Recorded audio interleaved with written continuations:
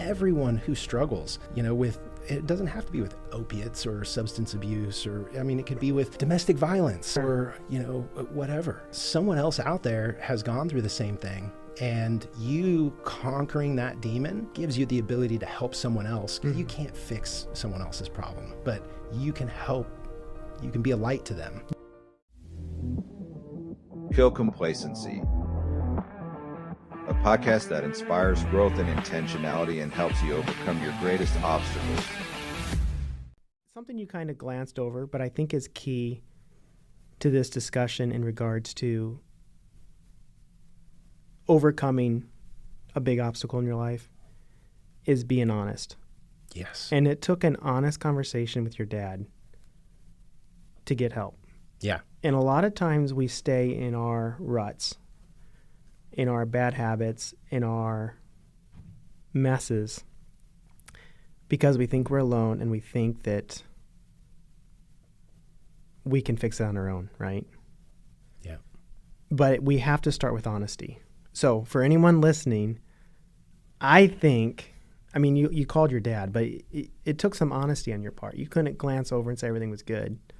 Well, that was where I was at the time. I was trying to hide everything, everything that was because negative. That's what we do. Yeah. Right? It's the reason we hide and lie is because we have fear, and we have fear of what people are going to think of us. Yes. Yeah. And you have to overcome that. Yeah. And it was not easy to do that. To like the way I see it is like I had to get naked. I had to I had to shed that sort of veil that I felt was protecting me. And it's ironic because, like you're saying, you get on the other side of that and you're like, that wasn't protecting me. It was rotting my life. And I still don't know, for someone that's in that position, I still don't know how to show them that. Because, everyone's different. To be real and honest? Yeah. Or to... Well, to show them that that thing that they think is, that they have to hide behind, or the thing that they think is, in some way protecting them, is probably the thing that is tearing them apart. It's hard for someone to get naked in front of someone and to show that inner pain. I have a running hat, and I like it. It's the motto on it says, "Comfort is a lie." Yeah. And to your point, that's the thing that keeps us from growing a lot of times is we're comfortable in our situation, right? And even if we don't like it, we're not willing to do the hard thing to get out of it. And so is it fear that keeps you in that spot, or is it like you're saying, comfort? I think it's fear. I think it's pride. Yeah, I would agree. I think where I was at was I was afraid of being rejected. And I guess what's ironic is that in that fear of being rejected, I was rejecting myself before anyone else had the opportunity to do it. I would count myself out before anyone else would count me out. And, it's sad because, again, in hindsight, you look back and there are people that, would have loved to help me. There are people that would have loved to, help me climb out of that, help me start a new life. But it was that fear of showing them like who I really was and how I was acting and what I was doing. But my dad helped me get out of that. He's a federal employee. Okay. They've got great health insurance. He got me connected with a wonderful doctor who understood what I was going through. And, we made a plan to kind of taper off of this stuff and, slowly get me off of it. And I did that for, probably like 5-6 months or so. And I was working at a moving company. I was like driving a moving truck, loading up fridges and couches and stuff. And I remember there was like a handful of days that I didn't have a job. There was no work. And I was sitting there and I was feeling anxious about how long this was taking. And I felt... To get clean? Mm-hmm. I felt like I could go faster, but, the doctor really had advised me to let's take it slow. The body doesn't respond to rapid changes. We need to, take it slow, take it steady. And I guess I didn't agree. And so I started looking up treatment centers and found one that it was like 4 hours away. It was down in the San Diego area. And I called him and, said, hey, this is where I'm at and this is what I'm doing. And I feel like I need to check myself in somewhere and get off of this and just detox. And Craig, I'm curious, what was your reason for wanting to fast forward this process? Did you feel like it was affecting you, making you less of a man? I mean, what was the... I think at that time, the perspective that I was starting to develop was that I was a slave. I was a slave to it. I couldn't... You wanted to be your own boss. Yeah. I wanted to... Yeah. It really is. It's an awful, awful feeling getting up in the morning and the first thing you think about is I got to get my meds. And then I need 30, 40 minutes for those to kick in, get some coffee, and then I can get my day going. And, then around lunchtime, you're like, I need to get my meds and get feeling right. And it's terrible. You feel like you're a slave to it. And I just didn't want to do it anymore. And I think at that time I had at least grown enough to see that this had to stop. Sure. And so you put yourself in this rehab. Yeah, I put myself in the rehab. It was amazing how fast it all happened. I talked to them at probably 11 or 1 o'clock, and they had a spot open. So they wanted me to be there by like 4 p.m. And my dad was at work, and I was like, you know what, let's go. So I packed a bag and started driving, and I called him. After I had gotten there, and I said, hey, I just want to let you know this is what I'm doing. I'm going to be gone for a little while, but I'll keep you updated. I'll let you know how things are going. And he was supportive of it, said he was really proud, and that felt good. I was a little afraid that he was going to be like, Craig, what the hell are you doing? Yeah. We've got a plan. We have a plan. Got a doctor. Working. Yeah. But he was all for it. And so checked myself into that detox center and was originally supposed to spend 14 days, ended up spending 21 days there. And that was probably the single most important thing that I ever done, was getting in there and detoxing, and not just for the detox, but for the different programs that they had in there, the different activities that were required. Like, for instance, a big part of my treatment was addressing the loss of my mom and my sister. Oh, sure. And what that was doing to me internally. And so one of the exercises was to write a letter to my mom and to write a letter to my sister. And, you'll hear people say, like, I'll write a letter and then burn it or throw it in the ocean or something like that. And that's more or less what I did. I don't think I even have those letters anymore, but they were a chance for me to say thank you and say I'm sorry and all of the other things.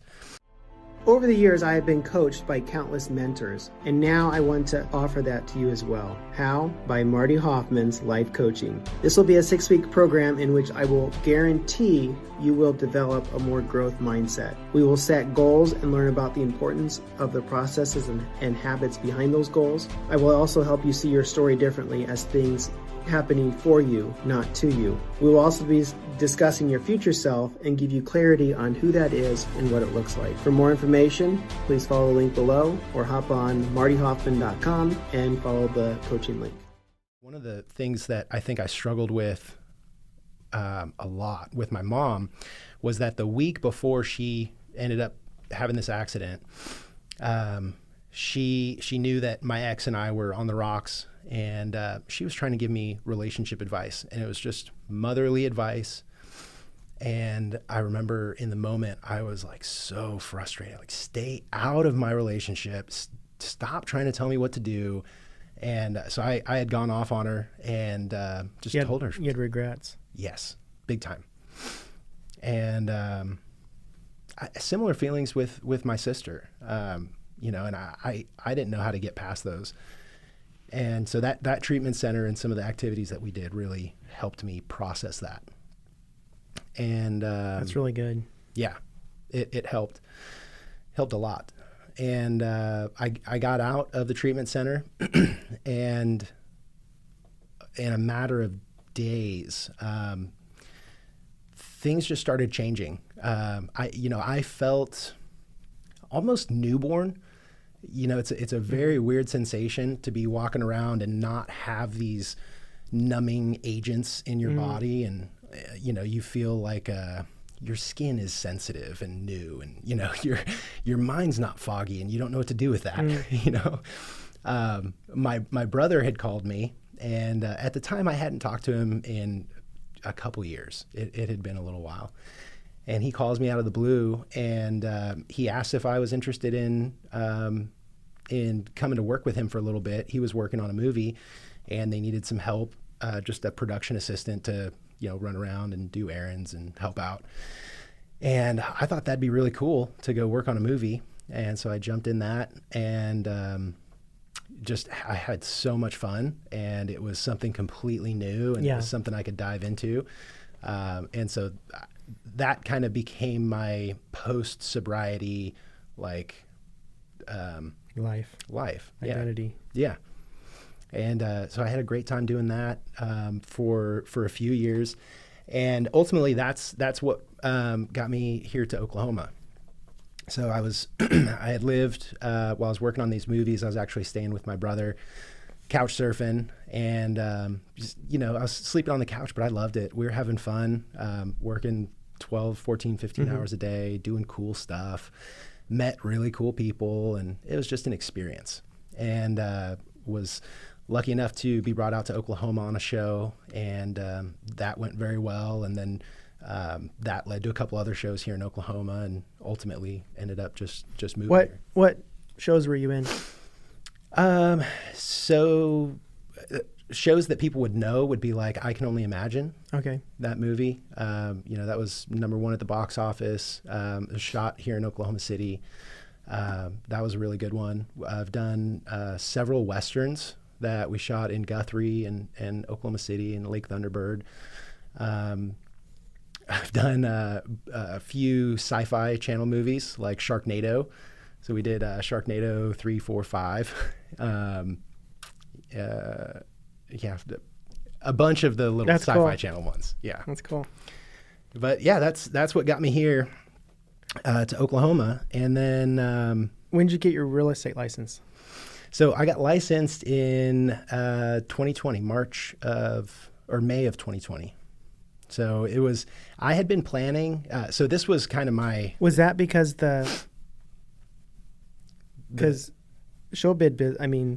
acting business shut down then? It did, yeah. So there was a brief intermission in my life where I had decided, so I was traveling a lot, doing shows, and living in hotel rooms and things for extended periods. And I had made the decision that I wanted to plant roots somewhere, and that I didn't want to travel quite as much. And so my girlfriend at the time had family in the Panhandle. Her dad was a farmer, kind of a large scale ag guy, and so he gave me an opportunity there, and so I spent some time working with him, driving the tractor, and working around the farm, all that stuff. And I spending a lot of time on the tractor gave me the opportunity to listen to audiobooks and YouTube videos and things like that. And that was when I had decided I need to give real estate another try, but I need to do it right. Like I need to understand what I'm doing. I need to understand markets. I need to understand what all these terms are. I just need to become an expert. Sure. And so I had made this plan. I said I was going to spend the next 8 months studying and learning, and that when 2020 rolled around, I was going to get licensed and I was going to get going. And it was March, middle of March somewhere, like spring break, where COVID kind of hit me personally. We were on a ski trip in Red River, New Mexico, and there were talks. People were saying like, oh, they're going to shut down the mountain because of the COVID and everything. And I was like, no way. They're not going to shut down the mountain. And sure enough, that afternoon, they were like, hey, we're shutting down the mountain. And so we cut our trip short a couple days, went back home, and I was like, you know what? I need to go ahead and dive in and get licensed. I feel like I'm ready. And there was already talk about, interest rates being reduced to stimulate the economy. And so through the month of April, I was studying and getting ready for my exam. And May rolls around, take the exam, and got licensed and just dove in head first. Well, May rolled around and the real estate market started popping because there was a pause there. Yeah. March, April, May, no one knew what to do. Yeah. There were virtual showings and stuff. Yeah. But come 1st of June, as I remember, 1st of June, interest rates were dropped and people were getting in. Yeah. And they were diving in. There were tons of new agents that were getting licensed. I remember the listings started going over asking. Yeah. It just all started popping off. And for me, I thought this is the perfect storm. Well, it was a great time to get in. It is. Better than right now. Yeah. Yeah. But yeah, that was the start. I kind of already had, from the months of planning, I had the, what I was going to do kind of planned out. I knew I was going to cold call, and I was going to do circle prospecting and call just listed, just sold, and prospect for listings. And so that's all I did. Didn't make a dime for probably 6 months or a little over. And then from month 6 roughly to month 12, I closed 34 deals. And so I grossed $180,000, and I was like, I'm never doing anything else. This is it. That's cool. Yeah. I want to circle back a little bit, Craig. Talk to me about some of the mindset shifts that occurred. I mean, obviously you got help, but what anchored you to not go back? Was it books you read? Was it just the lifestyle? Was it because you grieved the loss of your mom and sister?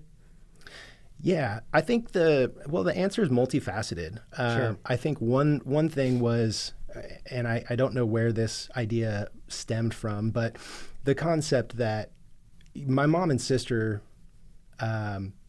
lost their lives so that I could live mine. Mm-hmm. And that's just, again, I don't know where that came from, but it's just what was in my head. And I think it was that drove me to want to do something with my life. Sure. And there were several books that I had read that opened my eyes or changed my perspective on things. One of the first was Napoleon Hill, Think and Grow Rich. Think and Grow Rich, yeah. And that's, I think, a classic book that most real estate investors and people in this industry have read. That, for me, was a massive paradigm shift. It completely changed my perspective on things. And it's funny how a book that old is still relevant. 1932. Yeah. I remember I read the original, and then I've probably, between reading it and listening to the audiobook, I've probably read it a dozen times. Mm-hmm. But there's an audiobook version that they've updated to use modern figures as the examples. And that was a really big piece too, hearing about people in today's day. Number wise. Yeah. And so that was a huge help. And then also just learning psychology, learning, human behavior, why our minds work in the way that they do, and just all the things, everything.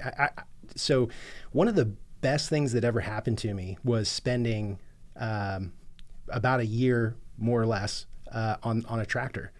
And because of processing. Because of processing. It gave me time by myself. And nowadays these tractors are mostly autopiloted.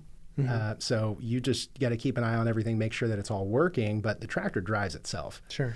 And so I'd, be plugged into audiobooks or YouTube videos and just absorbing as much information as I could get my hands on.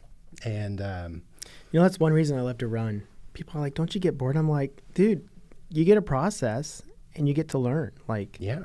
No one wants to go with you. You're alone. Yeah.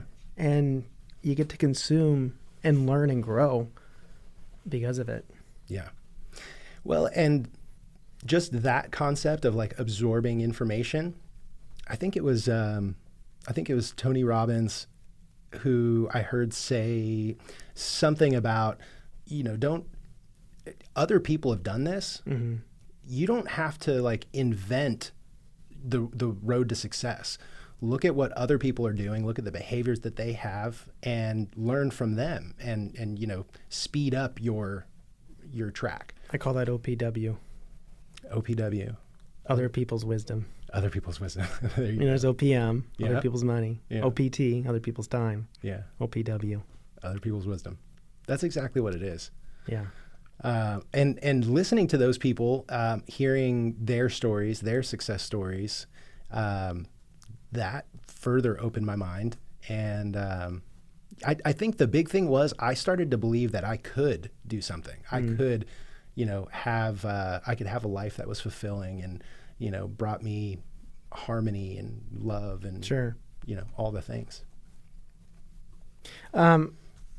I want to talk a little bit about your motto, relationships over transactions. Where did that come from? That came, it was a bit of just my personal feeling about business, sort of ethically. I didn't believe in the narrative of like, I just got to get my bag and screw anyone that's in the way. Mm-hmm. That didn't resonate with me. What did resonate was helping other people. And who was this? I think it was Zig Ziglar said, you can have everything in this world that you want if you'll just help enough other people get what they want. Mm-hmm. That was a transformative quote for me. And I think it made me realize that everything in life and business revolves around other people. Mm-hmm. And that's really the basic pillar of economy is people working together. And so, in real estate, what I found early on was, you'd see agents on TikTok and agents on Instagram, and it was all like the bling and the shiny and all of that stuff. And I just felt like it was so vain, mm-hmm. and it just gave me the heebie-jeebies. I didn't like it. And so I wanted to be different, and I wanted to tell people that I was different without all the bling and shine. And so the idea of relationships being more valuable than the transaction itself just kind of formed, and I ran with it. You've read that red book, Go Giver by Bob Burg? You gave that to me. Okay. Have you read it? I did. Yeah, I've read it several times. Yeah. Yeah. Because it really encompasses that. It does. Yeah. And actually that's a great point. That's probably one of the impetus for relationships over transactions. Mm-hmm. That was actually, I remember being super grateful because you gave me that book. I cracked it open a couple days later and read it all, it's in a easy day. Yeah, it's a short book. I've probably read it 4 or 5 times since.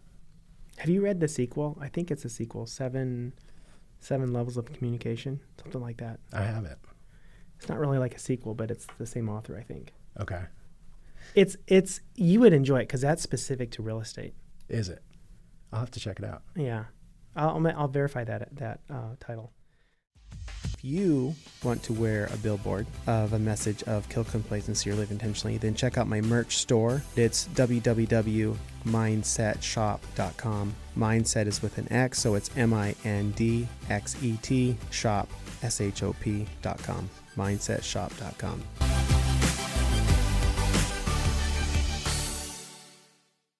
Someone listening, maybe they're in a bad spot, and I know this is hard because everyone's different, but what is like one piece of advice you could give to somebody who feels stuck in whatever it is? I'm not saying it's substances, maybe it's something else. I think one thing that I would say is that, and this is just something that I found about myself, and I think it could help that person.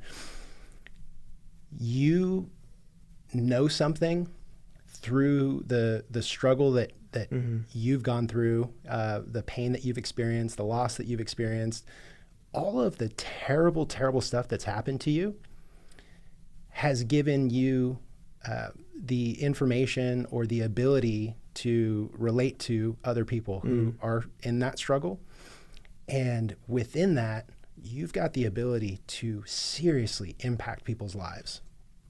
And whether that's by sharing your story or just communicating with others. One of the things that helped me early on figure out that my story had some value for other people was I had gone to a treatment center and just shared my story. We sat in a circle and shared. And after the group meet, I had everyone was coming up and asking me questions, and they just wanted more detail, more explanation. And I remember leaving there and I was like ecstatic, sky high. I was like, these people, they didn't shame me. They didn't think I was evil or like a bad person. They thought I was awesome because I had gotten through all this stuff. And, that just, it changed my perspective. It was another one of those paradigm shifts. And I think everyone who struggles, with, it doesn't have to be with opiates or substance abuse, or, it could be with domestic violence or, whatever. Someone else out there has gone through the same thing, and you conquering that demon gives you the ability to help someone else. You can't fix someone else's problem, but you can help. You can be a light to them. Yeah. That's good. As we wrap this up, you've mentioned a few books. What would be a top book for Craig, or maybe it's a quote? Ooh, quote. I'm big on quotes. I love them. I write a weekly blog article, and I always try and include a good quote. But I think actually I'm going to go with a book. The most impactful book, hands down, was Think and Grow Rich by Napoleon Hill. And, the reason why is just, everything in there, it's literally the science of how your brain works and how your brain in relationships work, the mastermind concept. And, us, if we come together and we start exploring an idea, whether it's a business idea or a personal venture or whatever it is, you and I conversing, we literally create a third mind in the room. Sure. And we're kind of tapping into that essence of God or pure consciousness. And we're able to explore ideas that weren't in either of our heads to begin with. Sure. And so as concepts like that from Think and Grow Rich just fundamentally shifted how I think and operate.